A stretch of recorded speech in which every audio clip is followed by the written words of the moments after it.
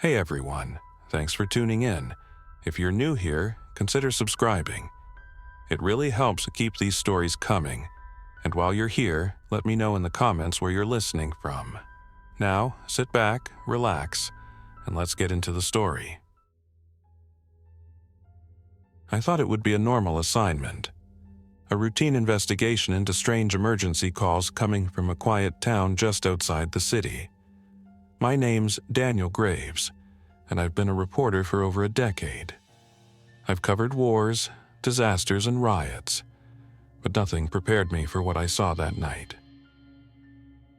It started with a tip from a paramedic friend of mine. "Something's happening in Blackwood," he told me over the phone, his voice tight with unease. "People are being rushed into the hospital with severe wounds, bite wounds, and they aren't acting normal." At first, I dismissed it as another case of hysteria. Maybe a bad batch of drugs, or some kind of violent outbreak. But something about his tone unsettled me. So I grabbed my camera, my recorder, and my notepad, and drove out to Blackwood, not knowing I was about to witness the world unravel before my eyes. As I approached the town, I saw the first signs of chaos. Emergency vehicles zipped past me, sirens wailing. The closer I got, the more I saw. Abandoned cars, flickering streetlights, and the distant glow of something burning. I pulled over near a diner where the front windows were shattered. Blood streaked the pavement outside, and the door creaked as it swung in the wind. I stepped inside cautiously, my camera rolling. The air was thick with the smell of burnt food and something else. Something metallic. Tables were overturned, chairs scattered, and the register lay open with bills fluttering across the floor. That's when I saw him. A man stood near the counter, his back to me. His clothes were torn, and his arms hung limply at his sides. "Sir?" I called out. But he didn't react. I took another step forward, and my foot landed in something wet. I looked down. A dark pool of red stretched beneath me, leading to a pair of lifeless eyes staring up from the floor. The body of a waitress. The man near the counter suddenly jerked, turning toward me. His face was pale, eyes sunken, mouth smeared with crimson. A deep gash ran across his throat, but he was still standing, still moving. My breath hitched as he took a step forward, his head tilting unnaturally. I staggered back, knocking over a chair. The noise seemed to trigger something in him. He let out a guttural, inhuman groan and lunged. I ran. Bolting out of the diner, I barely avoided tripping over the curb. Behind me, the man stumbled but kept coming. His movements were jerky, unnatural, but he was fast, faster than I expected. I jumped into my car and locked the doors. My hands were shaking as I fumbled for my keys.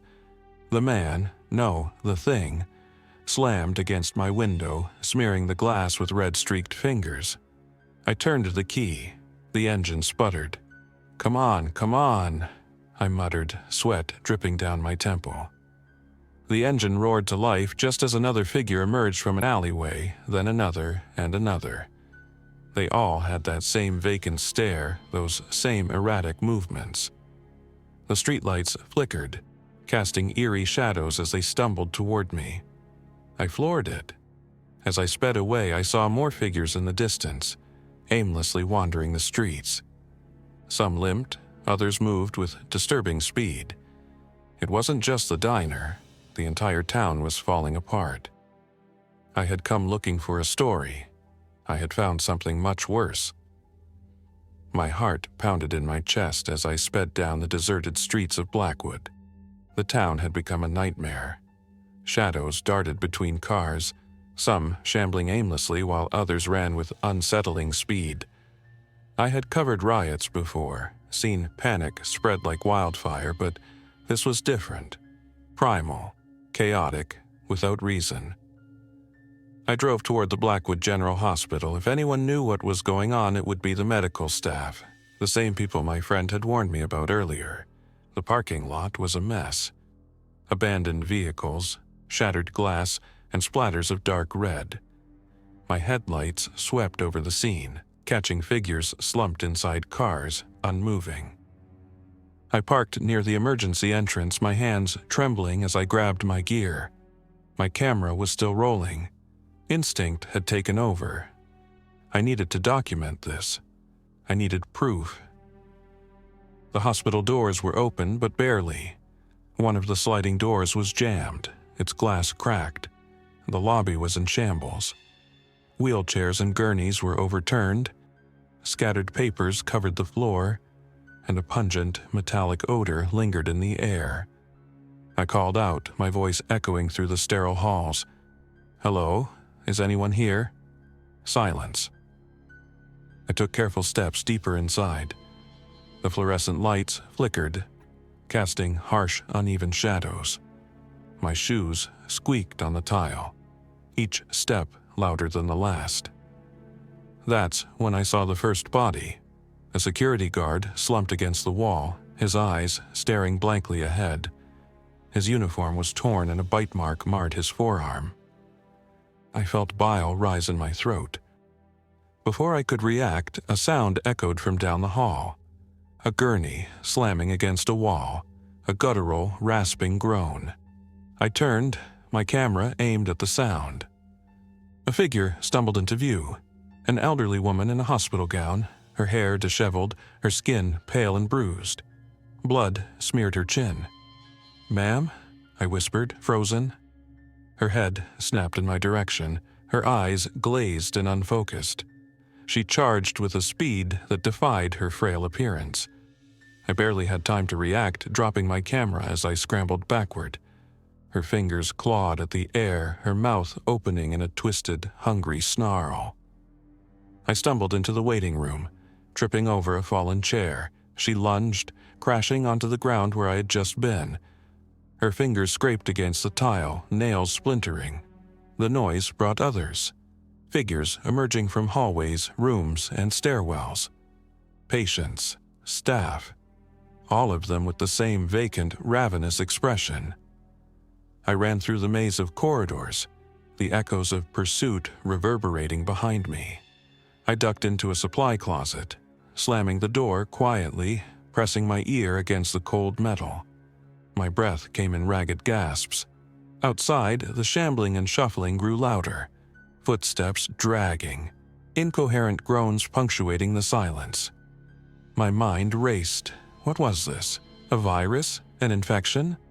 It didn't matter. All I knew was that these people, whatever they had become, were dangerous, predatory.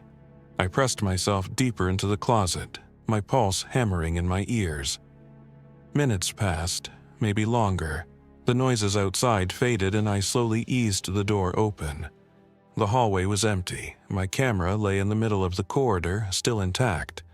I grabbed it quickly, clutching it like a lifeline. I needed to get out of the hospital. Moving cautiously, I made my way toward the exit.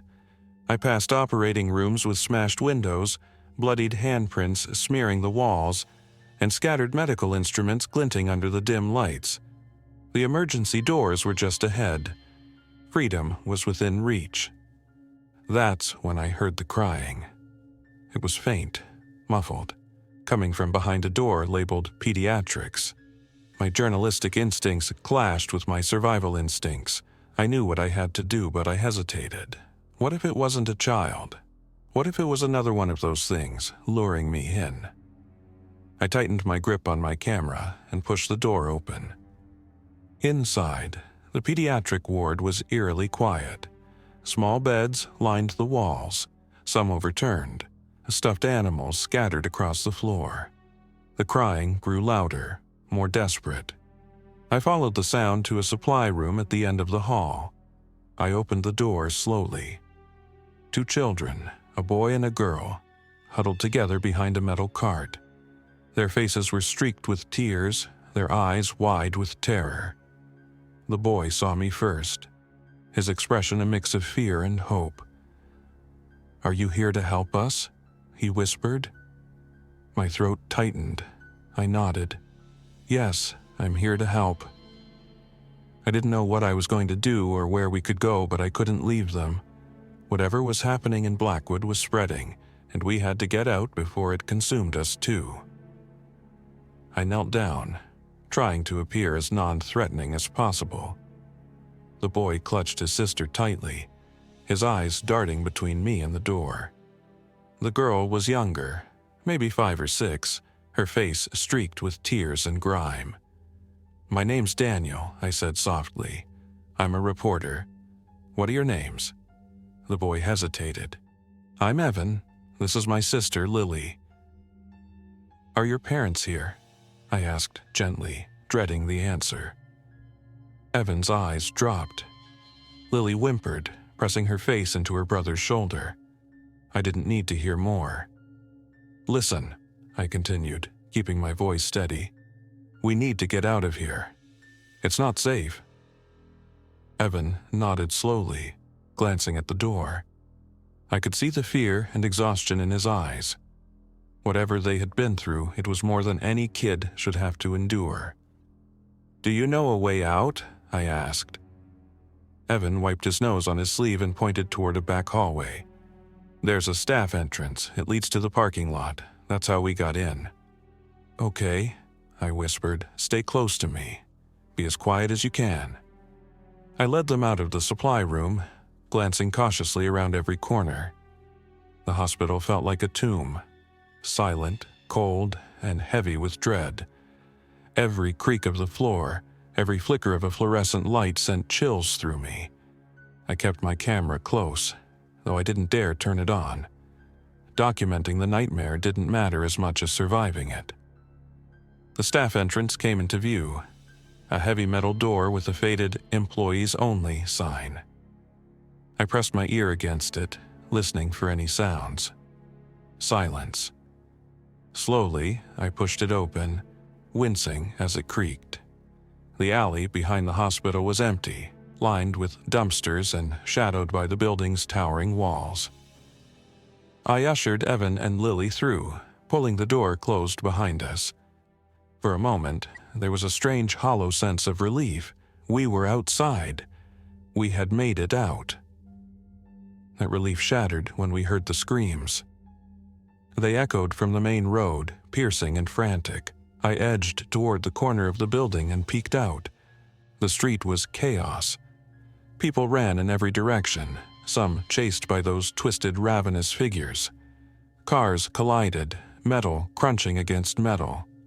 A police officer fired his weapon, the noise sharp and desperate, but it didn't stop the attackers. They just kept coming, relentless and unyielding. Lily clung to Evan's arm, her eyes wide and glassy.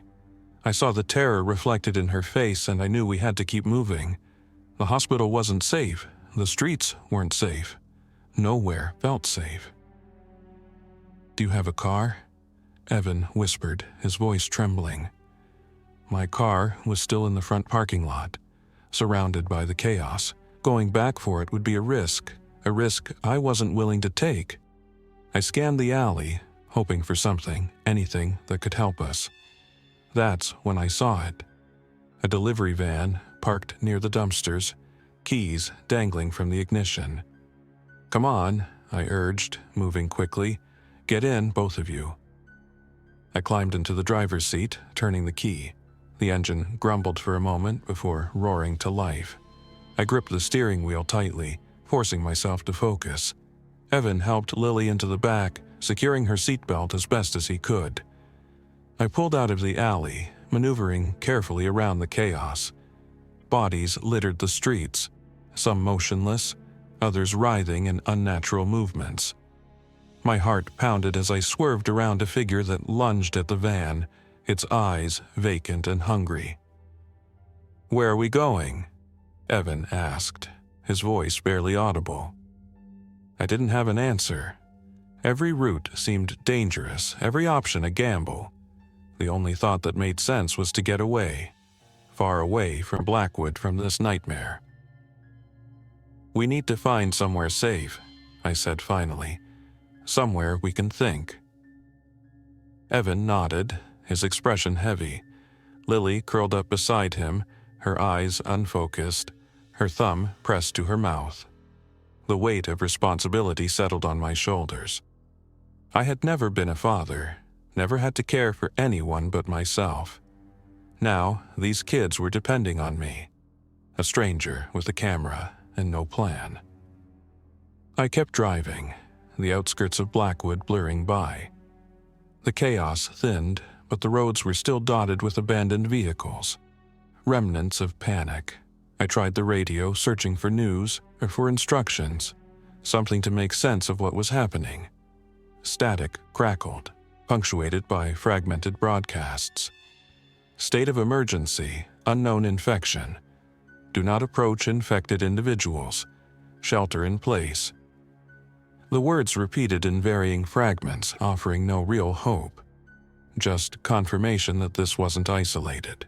Whatever had started in Blackwood was spreading. It was everywhere. We reached a rest stop on the edge of a forested area, a gas station with a small convenience store. The parking lot was mostly empty, save for a few vehicles. I slowed the van, peering through the windows. No movement, no signs of those creatures. "This looks safe," I muttered, more to myself than anyone else. "Just for a bit." I pulled into the lot, parking near the entrance. The store's lights were on, flickering slightly. I didn't know if that was a good sign or a trap. "We stay together," I said firmly, looking at Evan and Lily. "If anything happens, we run, okay?" Evan nodded, his grip on his sister tightening. I stepped out of the van, my camera at my side. The automatic doors slid open as we approached, the sound echoing in the emptiness. The store was quiet. Rows of snacks, shelves of drinks, and a counter with an empty register. "Hello," I called out, my voice wavering. "Is anyone here?" Silence. I began gathering supplies, bottled water, packaged food, a first aid kit. Evan helped, moving quietly while Lily sat on the counter, her legs swinging nervously. For a moment it felt almost normal, like a late-night stop on a road trip. A momentary illusion. I heard a sound then, a thump from the back room. My heart froze. "Stay here," I whispered to Evan and Lily. "Don't move." I crept toward the back, pushing open the door slowly. A storage room stretched out before me, stacked with boxes and supplies. The sound came again, closer, sharper. I turned the corner. A man stood there, his face pale, his eyes wide with fear.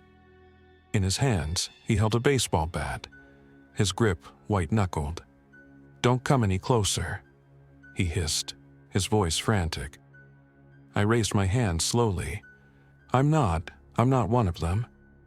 His eyes darted past me toward the front of the store where Evan and Lily waited. Slowly, his grip loosened. The bat lowered. "Are there more of you?" he asked, his voice barely above a whisper. I glanced back at the kids, then nodded.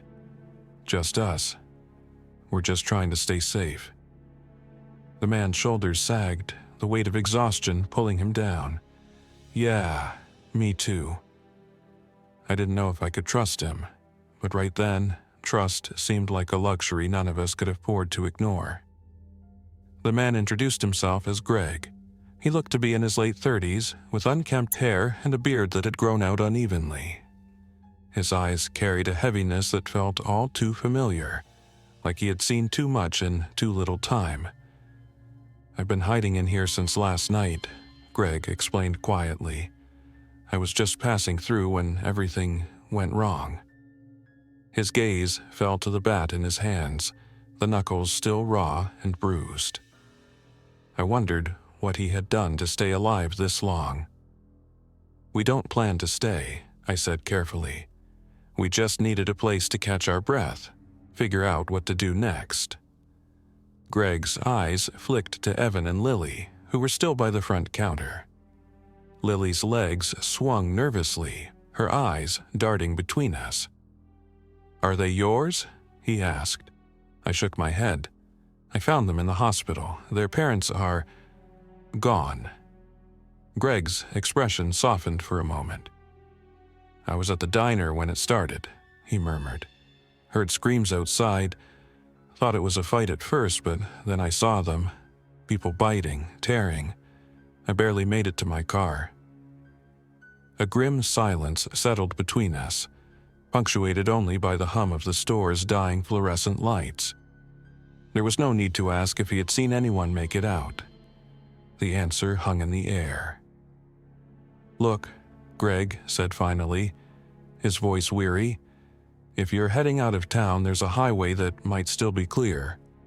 It's risky, but it's better than staying here. This place won't stay quiet for long." I glanced back at the kids. Evan was watching us closely, his protective instincts never wavering.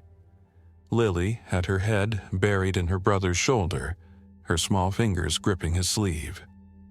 "We'll try for the highway," I agreed. "But we could use the help, if you want to come with us." Greg hesitated, his eyes searching mine.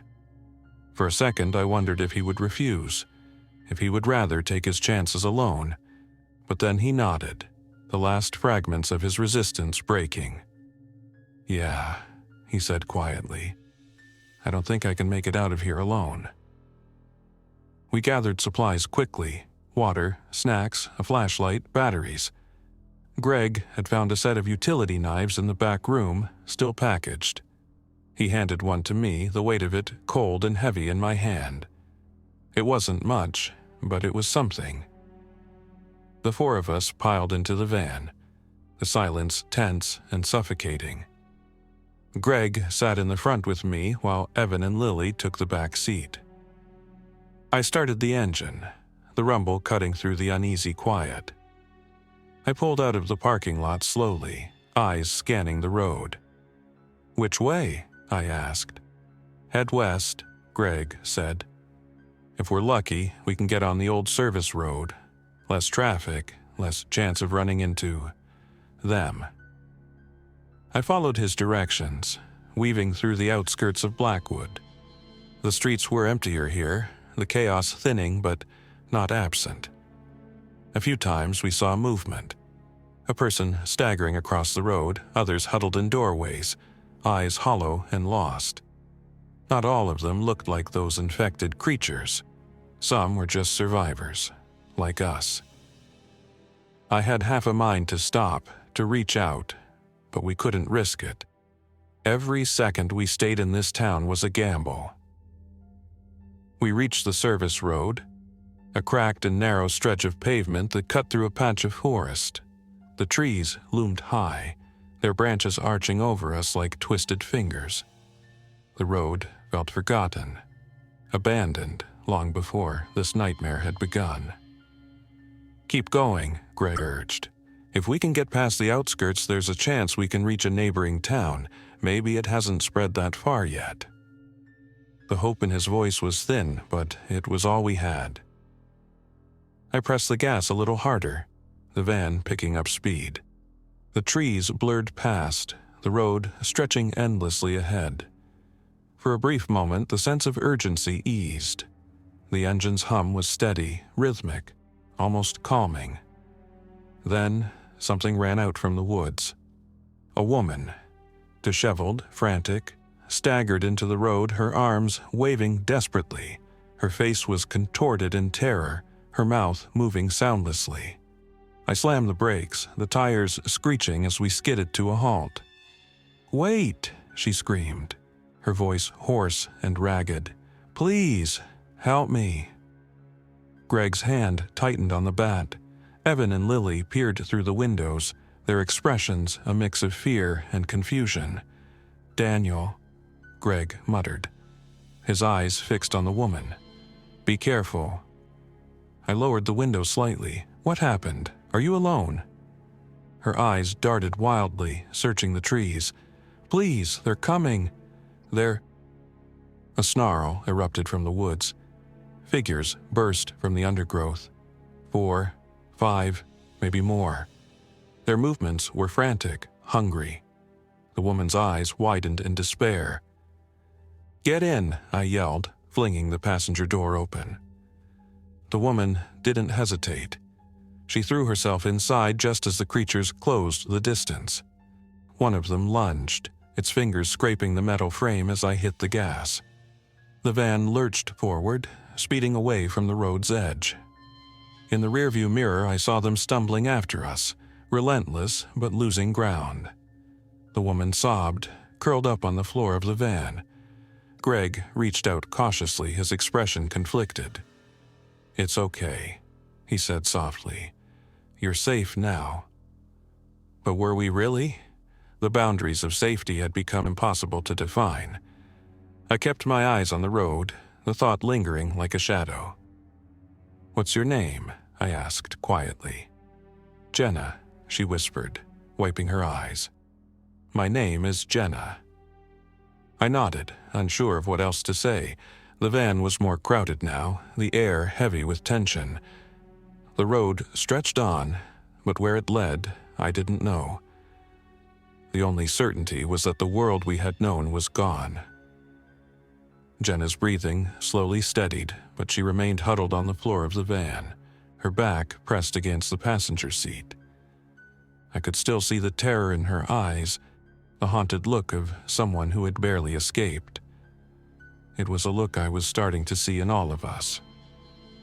Greg kept glancing at her, his grip on the bat loosening but never releasing. I understood the caution. We didn't know Jenna, didn't know what she had seen, what she had done to survive. Trust was a luxury, and we couldn't afford it easily. I focused on the road, the forest still hemming us in. The van's tires crunched over cracked asphalt and scattered debris. My eyes flicked to the rearview mirror. Evan held Lily protectively, his arm wrapped around her shoulders. She had dozed off, her head resting on her brother's side. It was a fragile moment of peace. "Jenna," I started carefully, "what happened back there? How did you end up in the woods?" Her eyes shifted toward me, hesitant. She wiped at her face, fingers trembling. I was with a group, people from my neighborhood. We tried to stay put, barricade the doors. It worked for a while, but they got in." Her voice cracked. Greg's expression softened. I could tell he understood. We all did. "I ran," Jenna continued, her voice small. "I ran into the woods. I thought I was safe, but they followed. I've been running ever since." A heavy silence settled. It seemed like there was nothing left to say. All of us had fled from something, or someone, left behind in the chaos. I kept driving, the trees thinning as the road began to open up. Houses dotted the roadside, most of them dark and lifeless. A few had doors hanging open, splintered and broken. Abandoned cars littered the driveways, their windows shattered. Each one was a snapshot of the world that had been left behind. Greg leaned forward. "If this road leads where I think it does, there should be a small town up ahead. It's mostly residential, maybe less of a target." I nodded, clinging to the hope that we might find a place to regroup, a moment to think. As we approached the edge of the town, I saw a sign, "Welcome to Maple Hollow." The letters were faded, the paint chipped. It felt like a ghost town, caught between memory and ruin. We rolled slowly through the main street. Shops and diners lined the sidewalks, their windows dark and empty. A grocery store stood at the end of the block, its doors propped open. The air felt thick, like the whole place was holding its breath. "Do we stop?" Greg asked quietly. I hesitated. The van had carried us this far, but it couldn't protect us forever. We needed food, water, a plan. I glanced back at the kids. Lily was still asleep, and Evan's eyes met mine, wary but trusting. "Just for a bit," I said. "We'll check for supplies, then move on." I pulled the van into the parking lot of the grocery store, scanning the lot for any movement. It was quiet. Too quiet. Greg took a breath, adjusting his grip on the bat. I'll check inside, make sure it's clear. I'll go with you, I offered. I looked back at Jenna. Stay here with the kids, keep the doors locked.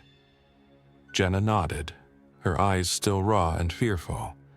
I stepped out, my feet crunching against loose gravel. Greg and I approached the entrance, the automatic doors half open and stuck. Inside, the aisles stretched out, shadowed and still. "Hello?" Greg called, his voice echoing softly. "Anyone here?" No response. The silence was suffocating. We moved slowly through the store. Cans and boxes littered the floor, scattered and forgotten. The shelves were mostly picked clean, but we managed to find a few essentials: crackers, granola bars, bottled water. It felt like a meager victory. "This will have to do," Greg muttered, shoving supplies into a plastic bag. "Better than nothing." I reached the end of an aisle and paused. My reflection stared back at me from a mirror mounted near the ceiling. I looked different, haggard, worn out. My eyes were tired, strained from seeing too much. A noise came from behind us, a soft shuffle, like something moving across the floor. Greg and I froze, eyes wide. "Did you hear that?" I whispered. He nodded slowly, raising the bat. We crept toward the sound, every nerve on edge. The noise grew louder, scraping, dragging. We turned the corner, our breaths held tight. A man lay on the ground near the meat counter, his leg twisted unnaturally beneath him. He looked up, his face pale and strained. He wasn't like them, not one of the infected, just someone broken and afraid. "Help," he rasped, his voice dry and brittle. Greg glanced at me, uncertain. I felt the weight of the decision pressing down. We didn't have time, we didn't have the resources. But we were still human, still trying to hold on to whatever fragments of decency we had left. "Are you alone?" I asked softly. His eyes filled with tears. "I was with my wife. We got separated." The guilt in his voice was raw. Greg's grip on the bat loosened. I knelt down, placing a hand on the man's shoulder. "We can help you," I said gently, "but we need to get out of here." Greg's eyes tightened, but he didn't argue. The man's gaze was a mixture of gratitude and regret, his body weak and trembling. Together, we helped him to his feet, his weight sagging between us. The world outside the grocery store felt even quieter, like it was waiting, watching. We reached the van. Jenna's eyes widened as she saw the injured man, but she didn't object. Greg and I helped him inside, careful not to jostle his leg. The van was cramped now. 6 of us crammed inside, carrying our fear, our losses, our fractured hope. I took a deep breath, gripping the steering wheel. The road stretched out ahead, uncertain and unforgiving. "Where to now?" Greg asked softly. I didn't have an answer. All I knew was that we had to keep moving, keep searching for a place where survival didn't feel like a fragile, fleeting thing. The van was stifling. 6 people crammed into a space meant for 4, each of us carrying our own silent fears. The air felt thick, heavy with uncertainty. The injured man, he said his name was Alan, was propped against the side door, his leg awkwardly stretched across the floor. He winced every time the van bounced over a crack in the road. Evan's eyes flicked nervously between Alan and me. Lily had woken up, disoriented and confused, but Evan had managed to keep her calm. Jenna sat quietly, arms wrapped around herself, her gaze distant. Greg's grip on the bat was tight, his knuckles white. He didn't speak much, but his eyes scanned every passing shadow, every movement along the road. Alan's breathing was labored. His face was pale and sweating, his eyes glassy. The wound on his leg was bad, possibly broken. I had no idea how long he had been there before we found him. "Is there a hospital nearby?" Jenna asked softly. Her voice sounded small, hesitant. Greg shook his head. "Even if there was, it's not safe. The hospital in Blackwood was—" He paused, his eyes meeting mine. We both knew what had happened there. I tightened my grip on the steering wheel. "We need to find somewhere to rest, somewhere to regroup. We can't keep driving aimlessly." Alan coughed weakly, wincing. There might be a fire station nearby," he said, his voice strained. "If we're lucky, it could still have supplies. Maybe a radio. Something." A fire station. It wasn't a bad idea. If it hadn't been overrun, it might offer some protection. At least for a little while. I glanced at Greg, who nodded slightly. "Worth a try," he said. I kept driving, my eyes scanning the road for any sign of a fire station. The town of Maple Hollow was eerily quiet. No movement, no signs of life. The sun was beginning to dip lower in the sky, casting long, distorted shadows that seemed to stretch out like reaching arms. After a few more blocks, we saw it. A squat brick building with a tall garage door and a faded emblem painted on the side. Maple Hollow Volunteer Fire Department. The lot was empty, but the doors were closed. No broken windows, no signs of forced entry. It was a small glimmer of hope. "Stay here," I said, pulling the van to a stop. "Greg and I will check it out." Jenna nodded, her arms tightening around herself. Alan's head lolled back, his eyes half closed. I could see the pain etched into his face, the exhaustion weighing him down. Greg and I approached the entrance cautiously. The door was locked, but a window near the side was cracked open. Greg wedged the bat beneath the frame, prying it open further. The sound seemed to echo, too loud, too exposed. "Quick," Greg whispered, glancing around. I slipped through first, landing on a dusty linoleum floor. Greg followed, the bat still gripped tightly in his hands. The room we entered was a small office, desks cluttered with papers, chairs scattered haphazardly. "Hello?" I called softly. "Anyone here?" Silence. The kind that pressed down on you, thick and suffocating. We moved cautiously through the halls, our steps light and measured. The station seemed abandoned, but the power was still on, a few flickering fluorescent lights buzzing overhead. We reached the garage. A single fire engine sat inside, its red paint dull and coated with a thin layer of dust. Lockers lined the walls, some slightly ajar. Equipment hung from hooks, helmets, jackets, axes. It felt frozen in time, a place where routine had abruptly ended. Greg exhaled slowly. "I think we're alone." Relief washed over me, but it was tempered by caution. We couldn't assume safety, not anymore. We made our way back outside and signaled to the others. One by one, they climbed through the window. Jenna first, helping Lily and Evan through, followed by Alan, who leaned heavily on Greg. Each of them looked exhausted, worn down to the bone. "We can stay here for a while," I said quietly. "Figure out our next move." Alan sank onto a bench, his face twisted in pain. Jenna knelt beside him, her hands trembling as she examined his leg. "It's broken," she whispered. I think it's broken."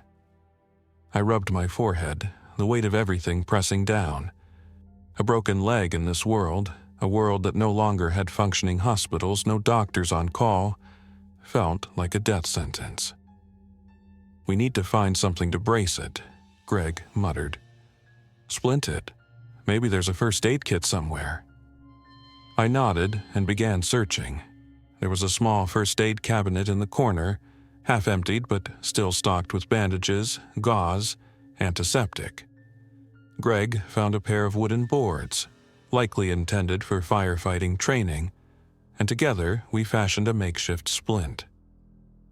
Alan gritted his teeth as we secured it to his leg, his face paling even more. Lily watched quietly, her fingers twisting the ends of her hair. "Is he going to be okay?"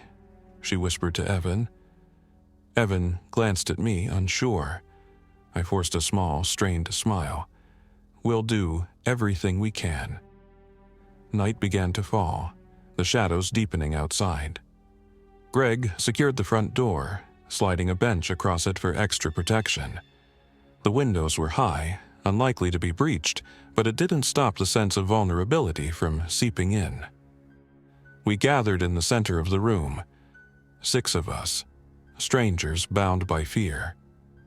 Greg leaned against the wall, the bat still resting at his side. Jenna sat near Alan, her eyes heavy with exhaustion. The kids huddled together, their small forms dwarfed by the weight of the world outside. I sank down onto the floor, the cold linoleum seeping through my clothes. My eyes burned with exhaustion, but I couldn't let myself sleep, not yet. "We'll take shifts," Greg said quietly. "Keep watch." I nodded, the unspoken truth settling over us.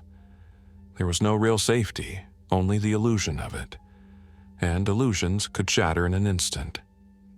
Outside, the darkness thickened. The world felt like it was holding its breath, waiting for the next crack to splinter through the silence. I wondered if anyone else was out there, if there were others hiding in places like this, huddled in fear, clinging to fragile hopes. I wondered if anyone else had survived the first 12 hours. The first night in the fire station was restless. Sleep came in fractured pieces, brief stretches of unconsciousness interrupted by jolting wakefulness. Each creak, each whisper of wind made me wonder if something, or someone, had found us. Greg took the first watch, sitting near the front door with the bat across his lap. I stayed close to the kids, curled on the cold linoleum with my back against the wall. Jenna rested near Alan, her head resting on her knees, her eyes closed, but never truly at peace. Alan's breathing was shallow, labored. His leg was splinted as best as we could manage, but it was clear the pain had taken hold of him. His eyes flickered open occasionally, glazed and unfocused. I must have drifted off at some point, because I woke to a gentle nudge on my shoulder. Greg's face hovered above me, tired but resolute. "Your turn," he whispered. I nodded, my limbs stiff and heavy.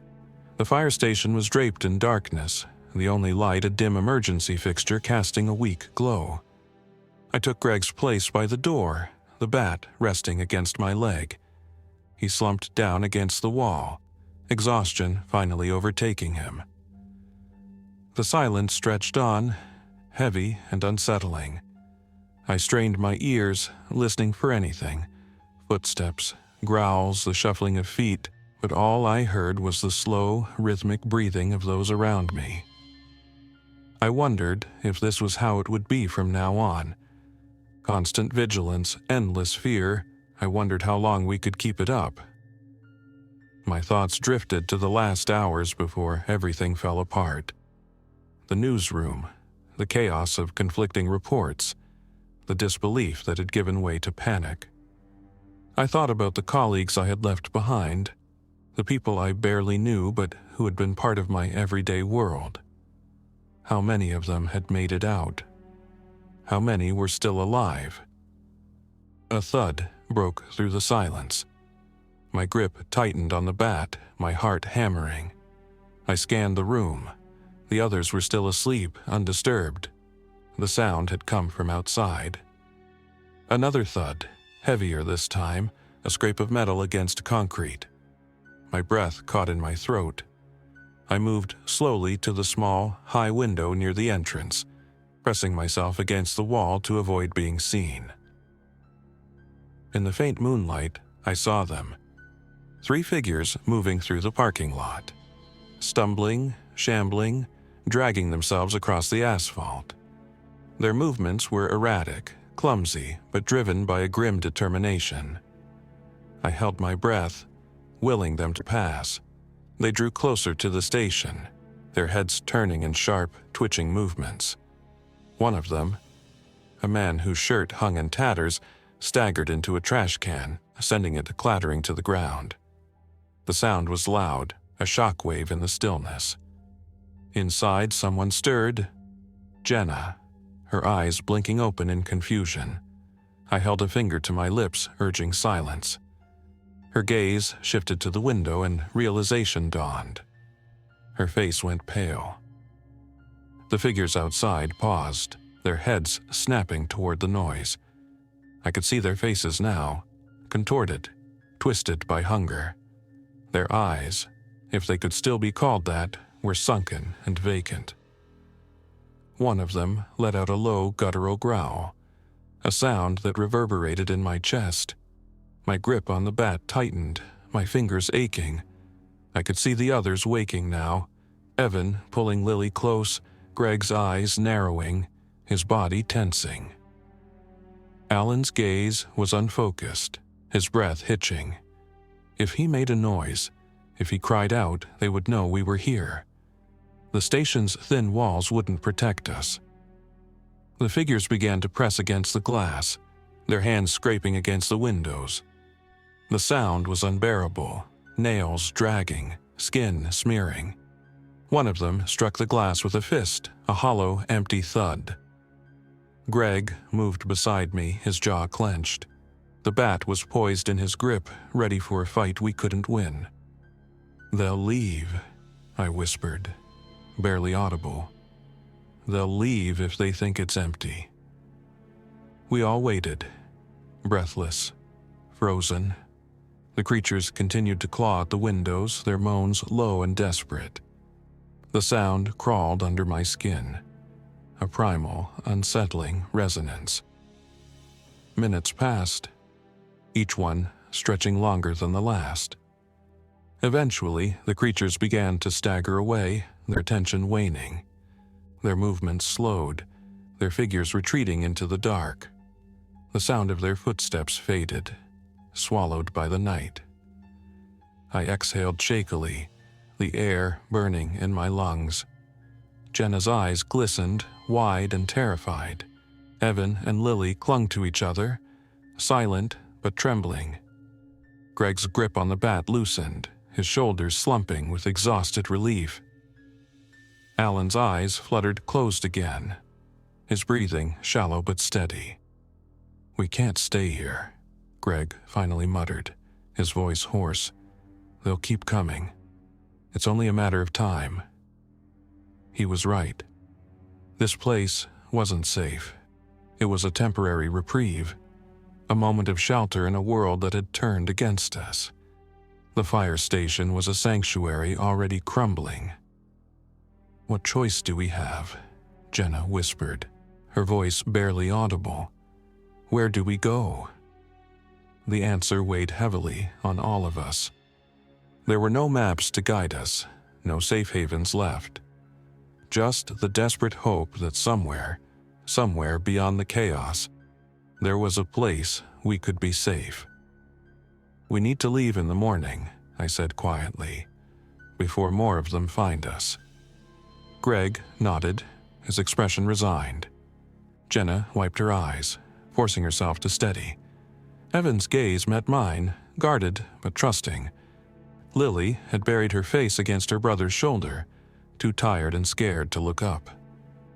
"Rest," Greg urged softly. "Whatever rest you can get. We move at dawn." The fire station felt smaller now, more vulnerable. The illusion of safety had cracked, and the night seemed darker than before. I took my place near the door again, the bat resting beside me. Outside, the world waited, hungry and unforgiving.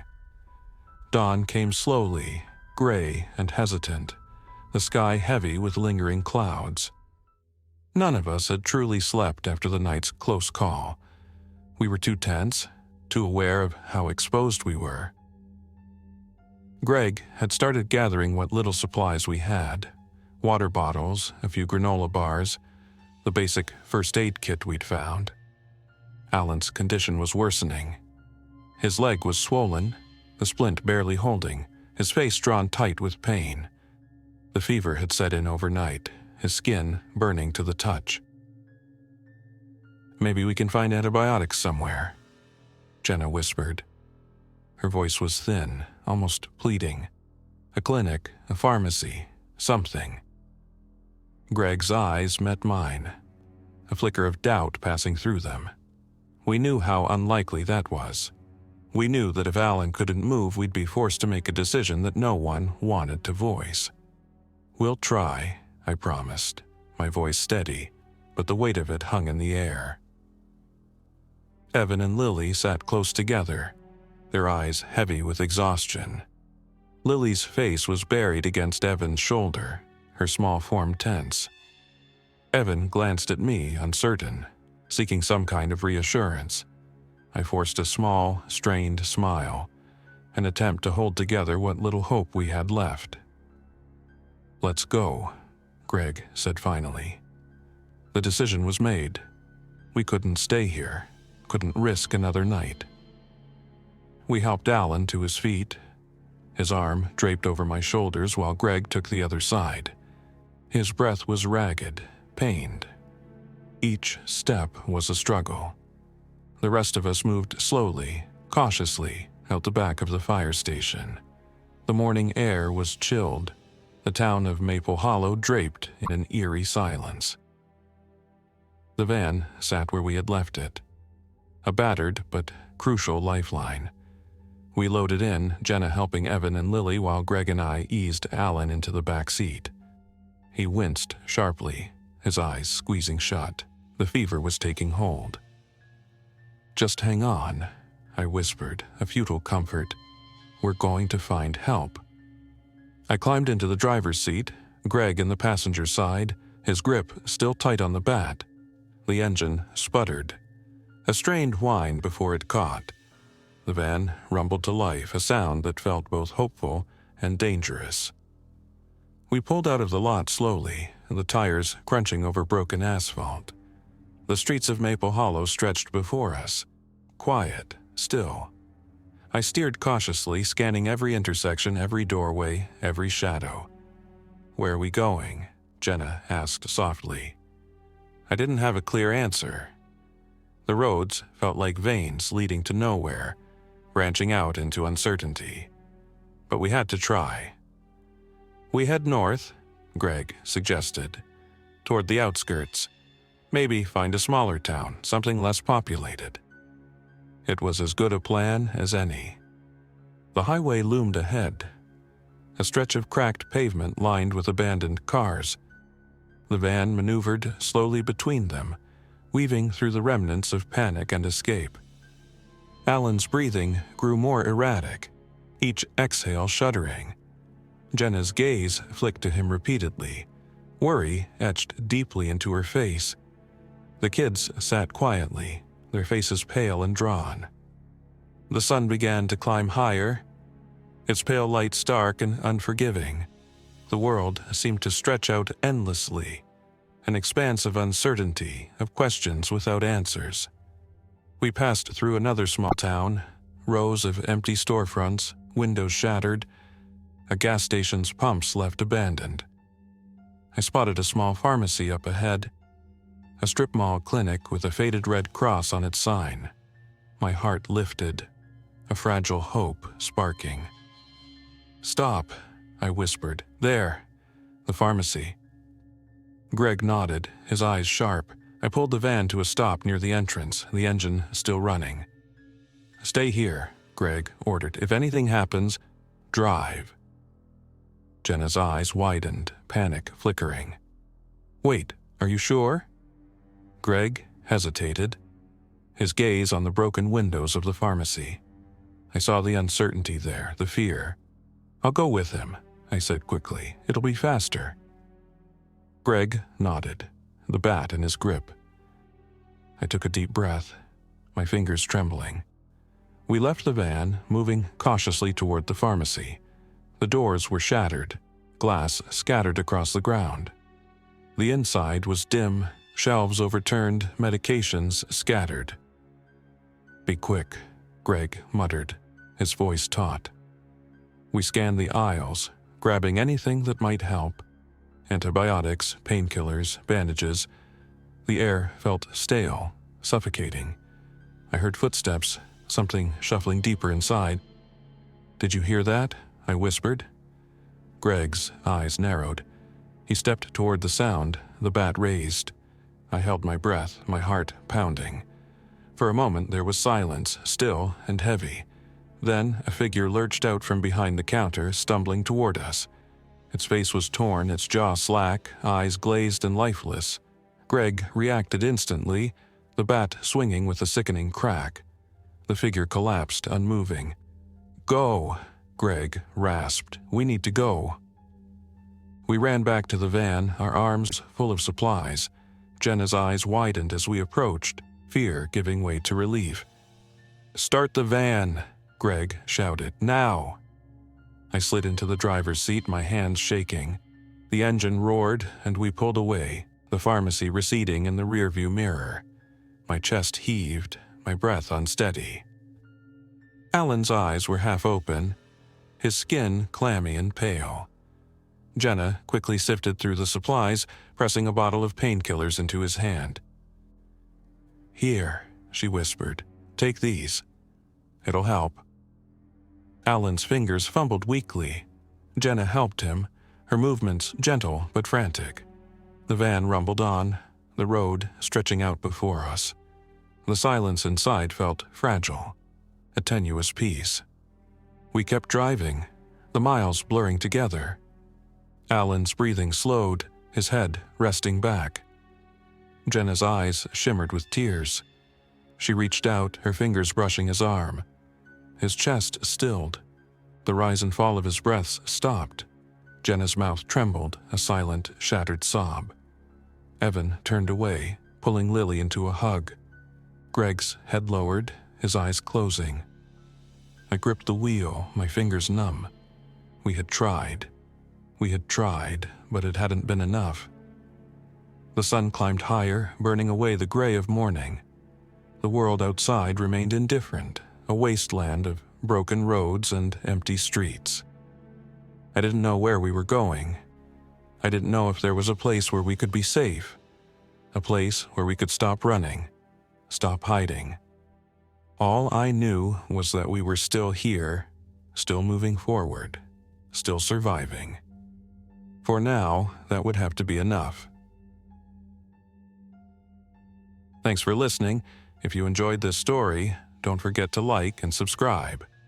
Your support keeps these creepypastas coming. Until next time, stay alert, stay safe, and never ignore the feeling that something is watching.